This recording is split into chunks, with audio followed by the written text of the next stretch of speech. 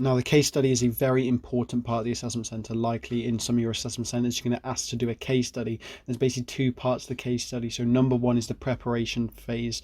So you're going to get given in some sort of interview, a Teams call, or if it's in person with the interviewer, they're going to hand you a document, PDF, something like that, loads of information on. It's going to give you a brief at the top, some questions. I want you to do this. I want you to choose which option you want to do or whatever. You have to read through the document and then basically do the brief, get ready to prepare and answer the questions. Then the second stage is a presentation where you have to give a 5 or 10 minute presentation back to the interviewer about your findings and your thoughts from what you've read through and from that brief that you've done. So in this video, I'm basically going to go through exactly what to do during your preparation time. This is actually an excerpt from my ultimate case study guide, which is part of the assessment centre full guide. It's 45 minutes long. This is just a 15-minute segment for you. If you want that whole video plus more on the group exercise, presentation, mock group exercises, etc., then just click the first link in the description. But I hope you enjoy this video and I hope it's helpful for knowing exactly what to do during your preparation time during the assessment centre case study. So this preparation time can last anywhere from 15 minutes, that was my shortest one, 15 minutes to prepare, to 50 minutes to prepare. That was a really long one, like really long document to go through to look at all the different options that I had to do. First things first, write the finish time on the top of your page. Okay, that's like the first thing you need to do. Because if you like start and then you get 5 minutes into it and then you can't remember what time you started, and the assessor just said 20 minutes, you're not going to know like exactly when 20 minutes is. Like you might be like 3 or 4 minutes out, which could be like the difference between you being ready to present and not being ready to present. So basically, as soon as the assessor says, right, here's your 20 minutes starting now, write that at the very top of your page. And here's a bonus tip for you, which I'm going to like talk a lot about this in a second, is when you're doing this preparation time, you're going to have your camera on. If it's virtual, you're going to have your camera on the Teams meeting. The assessor's going to turn his camera off and he's going to stay in the Teams meeting. So he's going to be there chilling in the background, like on the Teams meeting with his like initials in the big circle, and he's just going to be there. He's going to tell you to keep your camera on the whole time. And the reason for that is because he's not just assessing you on the quality of like your presentation, the discussion that you do after. He's assessing you on how well you perform in the preparation time.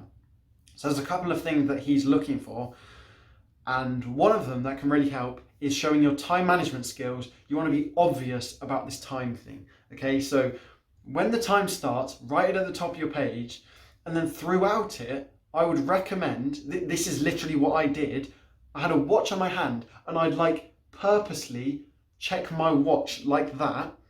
I'm literally on a laptop, it says in the bottom right what the time is on your computer, it says on the bottom right. But I would, during this preparation activity, like every so often, I would like do a exaggerated, like make sure the camera can see it, look at my watch. Oh, I've got time management skills, I'm managing my time, I'm looking at my clock, I'm making sure I don't run out of time. It's that sort of thing that they are going to pick up on, because they're literally sitting there for 20 minutes just looking at you on the camera, seeing how you're working. Right, so that's the first one. I'll get to more like body languagey sort of behavior tips in a second. But the first one is like do an obvious look at your like watch. Make sure you note down the time. So you want to split your time into certain sections, because otherwise you will run out of time. And here's what I recommend, and I'll explain when you need to adapt this, but in general, I think this is probably the best strategy for doing this. Read for a third of the time. Okay, so whatever the time is, if it's 15 minutes, probably, like as a rule of thumb, it's probably going to take you 5 minutes to read through all the documents, right? Maybe a bit less. I would say as a maximum, read for a third of the time. And you want to be really making sure like you're thinking about two things, right? First of all, what do they want from you? Okay, what are they asking of you? What is the task? That's the most important thing. When you're reading this document, you want to look at the bullet points or the questions or whatever they're asking of you, and you need to make sure you have that clear in your head as you go through. I want you to choose the best option and why, okay? I want you to come up with these options. I want you to come up with as many options as you can and then explain why the best one is, right? I want you to come up with 2 different options and compare the advantages and disadvantages. Make sure you know what the task is. That's the most important thing.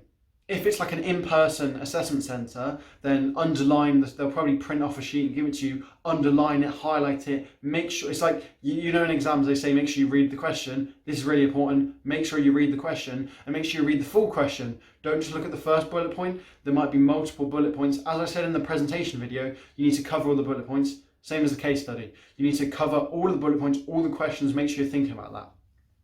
And then as you're going through in this reading time, you need to be like digesting this information and start answering the question. Which option do I want to choose? I want to choose this option. Okay, this one's not very good. I'm probably not going to go with this one. This one's good. Oh, this one's really good. I'm going to choose this option. You want to work out which option you want to do as you're reading. And here's what I'd say. Do not spend a lot of time on this. And by do not spend a lot of time on this, I mean don't spend time on this, okay? You don't want to be any more than 10 or 15 minutes into it without knowing the option you're going to choose. They're not assessing you on the option you choose, right? Because it's all about different like opinions and perspectives. Like one person could argue that the option 1's the best, this person could argue option 4's the best. They're not assessing you on like the correct option. They just want to, it's all about just how you do your presentation, how you do your analytical thinking, how you do your advantages, disadvantages. That's what they're more looking for. So this can happen in the case study. It's happened to me where you look at it and you're like, these options are all exactly the same. Like they all have like 2 advantages, 2 disadvantages, 1 really good advantage and 1 really bad disadvantage, right? At that point, you just have to pick one and just choose, just go for it. Just within the first 10 or 15 minutes, that's if it's a long one. If it's a 15-minute one, within like 4 minutes, you need to choose the one and just go for it, stick to it, commit to it. It doesn't matter. Don't worry about choosing the wrong one. You just need to choose one and go for it, because you don't want to be like halfway through the time you still haven't chosen because you're wasting time. So as you're reading through this, you need to choose the option you want to go with. And then the final thing you need to think about while you're reading this is how are you going to structure it? Okay, and this is just going to purely be based on what the task is, what the document is. So say there's 2 options. Think about, do I want to do advantages for both and disadvantages for both, or do I just go through advantages and disadvantages of one, advantages and disadvantages of this one? Do I start off with the best one and go to worst? Do I start off with the worst one, go to best? Often it's just going to depend on the task and what you've got and how to structure it, and you'll have to think about that.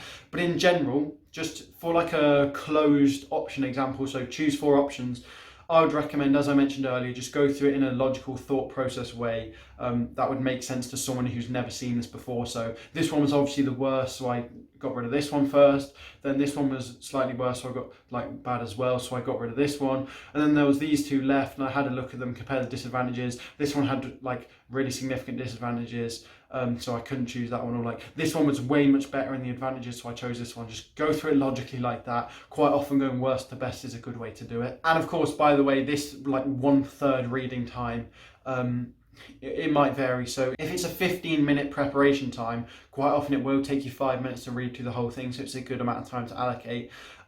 With 50 minutes, the reason it's a 50-minute preparation is probably because there's more material, so it probably might take you 10 minutes, 10, 15 minutes to read through. So just bear that in mind, that 1/3 is probably a good guide, and when it's a longer preparation, there's probably going to be more material. Like for a 50-minute one, there might be 3 pages on each option, compared to a 15-minute one where there might be like 1 page on each option. Okay, so now for the middle third, this is all about making those notes, okay? Because when you do your discussion, your presentation at the end, you're going to want to refer to these notes. Quite often they might take away the actual document itself. Like you might have access to it on the computer, but then like when they go to the real thing, they do some electronic thing that makes it disappear, which means you have to rely on your notes. So you basically want to be self-sufficient by the time it comes to presenting, because they might not tell you if they take away the notes. So you don't want to risk it, basically. You don't want to like not have taken many notes. You're relying on looking at the document and just using the stuff they have on there and just speaking off that. But then all of a sudden they disappear and then you suddenly have to remember it. So just make sure you're making notes of everything which you might need to talk about, so you can refer to in case that document disappears. And second of all, it's not going to be as structured if you base it off that document, because in your presentation, if you're going through that document, like how are you going to structure it well in terms of do option 1, 2, 3, 4, advantages, disadvantages, advantages, disadvantages, or whatever your planned structure is, because these documents are all over the place. They have like newspaper articles here, statistics here, like this here, this. It's not structured. So really, I would recommend work out your planned structure, the structure you've planned in the reading section as you're reading through and choosing your option, and then just write that down, write everything in that order. So if you're going to choose worst to best during the reading section, choose the order. So maybe it's option 2, option 3, option 1, option 4. Then just write that down, those notes, option 4, option, I don't even remember what I said, 4, 1, 2, 3 or whatever. Write down disadvantages, advantages, disadvantages, advantages, because then it's all structured and you know what you're doing. Here's another body language tip for you, because they are looking at you as you do it. Calculator and pen, okay?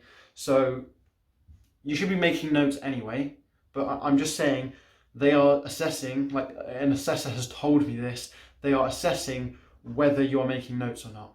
Genuinely, like you're going to get marks or not, depending on if you are using a pen or a pencil and writing things down, okay?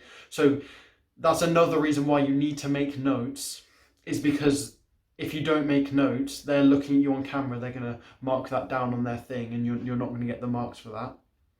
So make sure you're making notes, make sure they can see you making notes. Just like I was exaggerating with my watch, like make sure the camera's pointed so they can clearly see you making notes. Like I wouldn't recommend, okay, here's what I wouldn't recommend. I wouldn't recommend like using Notepad or Notion or OneNote or Word on your computer, because that's all it's going to look like on the camera, like nothing, because you're just tapping the keys, the camera can't see that. I would 100% recommend do it handwritten. I just think you're going to get more marks doing it handwritten, both in terms of the fact that it is going to be structured better when it's handwritten, because you can see it all in front of you, whereas like a Word document where you constantly have to like scroll down to different pages or whatever, and you're going to get your marks for handwriting. So make sure you handwrite it. And then the second thing is with the calculator. So I mentioned earlier that when you're doing these advantages, disadvantages, just put in a calculation where you can. 200% difference 4 times, like 3.7% more, 340 kilometers difference, right? Be very clear with your calculator. So things like when I could just do my calculator down here like that, I would like bring it up like this to the camera, sort of just so the assessor can clearly see I'm using a calculator, I'm doing those numerical stuff, so that I can get the extra marks for that, because that's a sort of body language thing they like. Okay, so we're now 2/3 of the way through. We've read it and we've made all our notes. We know what we're going to do. The final third is practicing, okay? And this is something I'd highly recommend. I would not recommend going to the end of your time just like making notes and then you're finished and then you go into presentation, because that's how you end up with the presentation comes across unstructured, like you lose your train of thought in a bit of it, you like can't find where you need to go, it's sort of just like you miss things out. Your presentation and delivery isn't going to be as good. Whereas if you spend the last third of the time basically practicing, so you do a practice presentation, you deliver a practice presentation, so it basically means when you come to do the real one, it could be like your second or maybe even like your third run through of the presentation, which means you're going to have a really good presentation delivery. You're going to be in the flow of doing it because you've done it so many times. You know, okay, at this point I go here, this point I go here, this point I go here. Okay, I need to quickly mention this. And like you can time yourself as you do this. Okay, I need to talk more about this, or I need to talk faster in this section. Practicing is really good. Quite often they are going to go from the preparation period straight into the discussion. So that's where I say third reading, third making notes, a third practice, go and do your thing, third time through, second time through. Sometimes they can have a break. Okay, so my 50-minute one, it was a 50-minute preparation, then a 15-minute break, and then like the 5, 10, 15-minute discussion, case study presentation, right? This is where you can get away with not doing the third at the end of practicing the presentation, because you can do that during your break. So during this 50 minutes, I basically spent that whole 50 minutes, because I knew there was going to be a break, they'd said, I spent this whole 50 minutes reading it and making notes. The 50-minute ended, they took away the notes off the screen and they said, right, now's a 15-minute break. you can't work on it anymore because we've taken the notes away. In 15 minutes, come back to this team meeting and deliver your presentation. I didn't take a break. I then just spent 15 minutes like going over it 3 times, so that when I went through it like the real time, it was like the 4th time, I knew what I was doing. It was a good presentation, right? So if there is a break between the preparation and the actual delivery, then you can practice your presentation there. But if not, if it just rolls straight over, then you want to make sure you're allocating 1/3 of your time to practicing it, because it really makes a massive difference. I would say doing that like extra third on practicing the presentation is going to give you way more marks than if you just spent like an extra third note taking. Because there's only so much notes you can take, like there's only so much of the document. You can get that all done in the middle third. Make sure you spend the last third practicing the delivery.